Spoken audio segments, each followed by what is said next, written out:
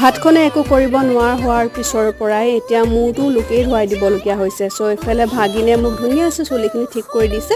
আৰু আজি দেখিছেনে গোটেই সৰু বাচ্চা গেংটো আমাৰ ঘৰতে, মানে ঘৰত ডাঙৰ মানুহখিনি নাই।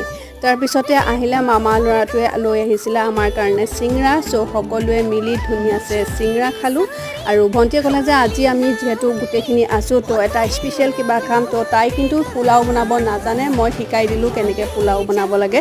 তো তাই পোলাও বনালে, চিকেন বনালে।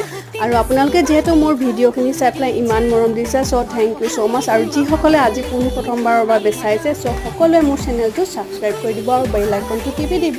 এনেকৈ কৰিয়ে ভণ্টি খানা বনাই হৈ গ'ল। আৰু এইফালে দেখিছেনে গোটেইখিনিকে দিছে। আৰু ভণ্টিয়ে কাঁহী ধোৱাৰ এলাহতে একদম ডিছপ'জেলতে চবকে দি দিছে।